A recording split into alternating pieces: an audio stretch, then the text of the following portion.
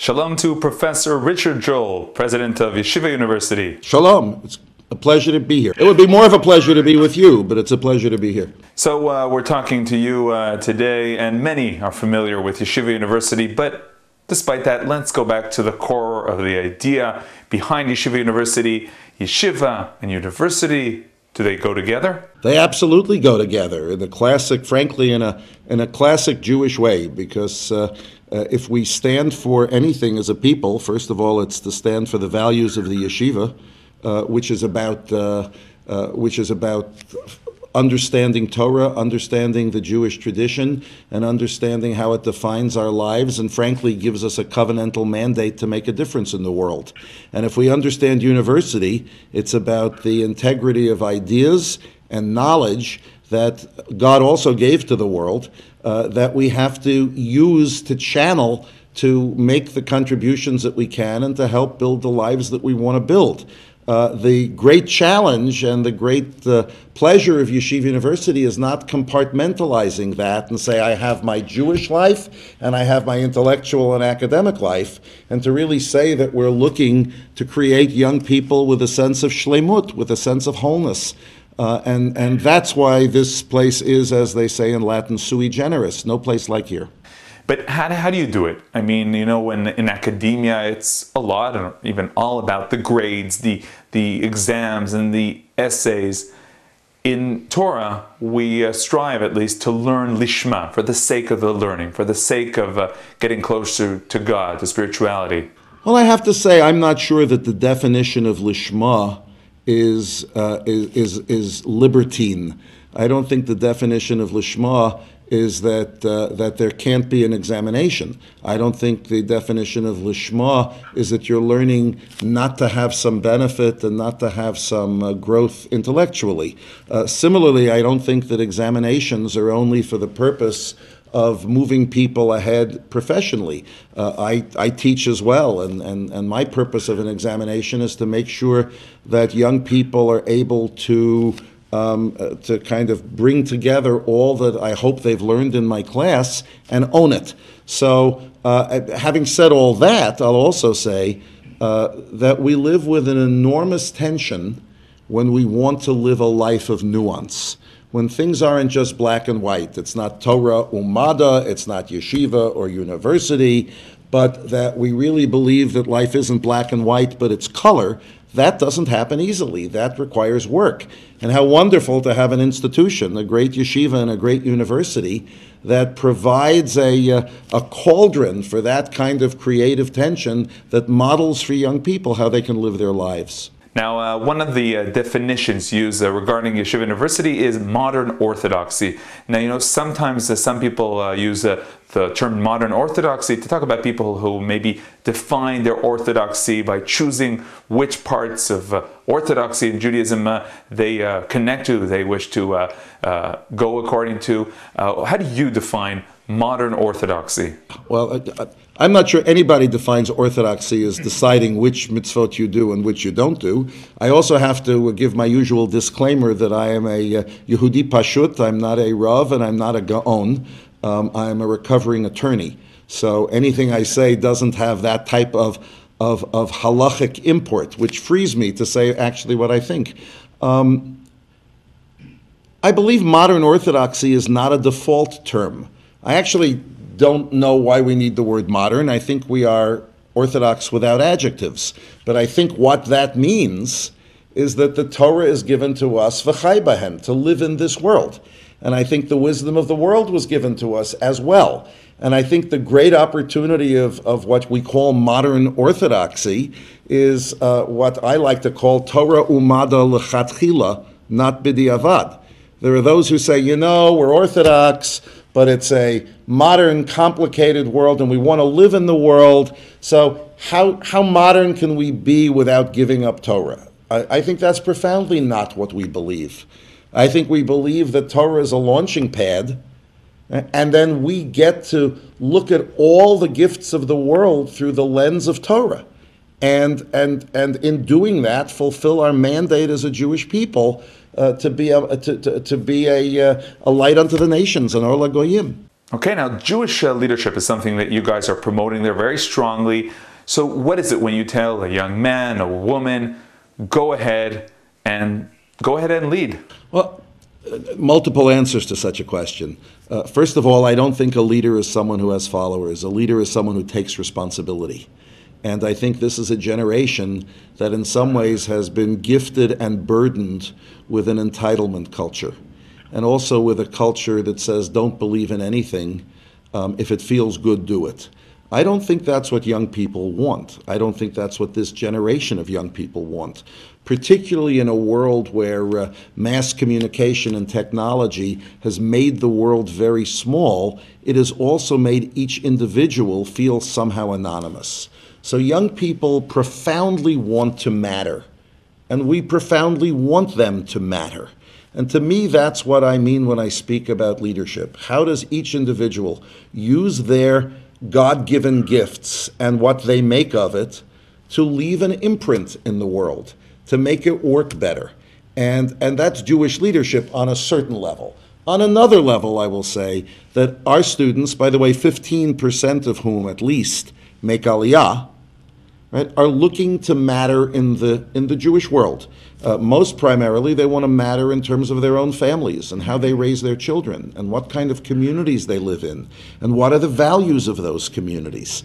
But in a larger way, in the professional world, I think we're seeing more and more people from our community passionate about making a difference both in the Orthodox world and in the larger Jewish world.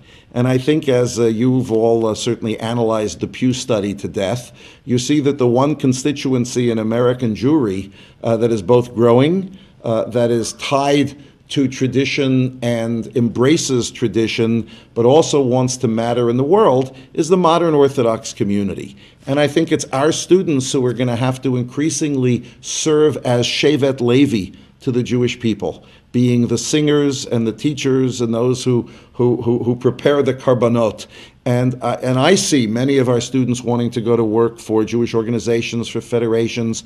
There's been a tremendous renaissance of our best and brightest who want to be in education and in Jewish education. The rabbinate is now filled with 30-somethings who are not only serious Talmidei Chachamim, but also understand issues of strategic planning, abuse, community building, and the like. I think that's Jewish leadership, and I think the last piece of it, and I think we do try to teach that here, is that leadership is critical, but it's not about you. You should get some pleasure out of the work that you do. But if I have young people coming saying, boy, this is what I'm going to be because I'm going to give to the world and that's precious, I urge them to go into bioinformatics or something else, because this isn't. The Jewish people are not the trough from which hungry people can drink, or thirsty people can drink when they want to get their jollies. It really calls for people who are willing to, I don't want to say sacrifice, but I will say invest, who are willing to invest to make our world and the world better, and who bring with it lots of traits that are in short supply these days. Ahavat chinam, tolerance, patience, a sense of chesed, and I think we need that desperately, all of us. Now you mentioned Aliyah, immigration to Israel. One could say that when someone is Orthodox, then one of the mitzvot that he wishes to fulfill will be at some time also living in the land of Israel. That's of course one of the mitzvot. How do you deal with this issue of immigration? How do you deal with it when you're educating? First of all, if you'd go outside my office on our campus, you would see that we're probably the only university outside the state of Israel that flies the flag of Israel. Probably outside the state of Israel, there's no larger commemoration of Yom HaAtzmaut as there is at Yeshiva University. And I don't think there's a school outside the state of Israel that has 80% of its undergraduates spending their first year of study at a yeshiva or a seminary in Medinat Yisrael. I think that politically, when everyone's concerned about what happens at the college campus, I think that our students are incredibly active and incredibly supportive of Israel, but also incredibly intellectual and wanting to engage in all kinds of experiences so that damash etoshiv, so they can serve as effective activists. In terms of the issue of Aliyah, so we make very clear that we believe that Israel is the destination of the Jewish people. We don't say it's the right now only destination of the Jewish people, and we don't say that the only place that you can live a meaningful Jewish life is in Israel. I think that we get to fulfill our Jewish destiny from a variety of places, but without a strong and Torah-involved and secure and democratic Medinat Yisrael, the Jewish people would be imperiled far more than they were before there was a state of Israel. I think it is a sine qua non of our ongoing existence. But you asked the question of if somebody wants to observe all the mitzvot, they have to make aliyah. So halavai, I'm sure you must live in a community filled with people who, now that they're in Israel, are observing all the mitzvot. I think we all have our journeys to see how we can find a life of shlemut, how we can find a life where we can give all we can fulfill all the mitzvot we can fulfill. You're now talking to the president of Yeshiva University, who is sitting in New York, who has not made aliyah. Perhaps not yet made aliyah, perhaps not made aliyah. Do I think my life is incomplete by not having made aliyah? Absolutely. Do I think had I made aliyah, there might be other parts of my life that would have been incomplete? I think that's possible as well. So I think there's no student here who doesn't believe that living in the state of Israel is not a desideratum, is not something that people want. But I also don't think that people will feel like failures if they try to make their Jewish contribution elsewhere. And there's also, of course, the issue of strengthening the local Jewish communities. And there's also the issue of strengthening the state of Israel by having advocates around the world. And, citizenship is such an interesting thing now. All of us think that we should be telling Bibi what to do.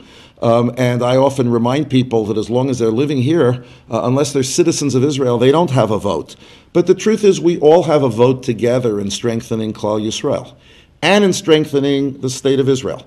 And I think it's complicated these days. I think many of us have homes in two countries, and many of us, look to spend time. When I go to Israel, I don't think I'm a tourist. I think I'm home. Now, I haven't served in the army. You have, and therefore you have a much larger vote in the destiny of the Medina than I should have.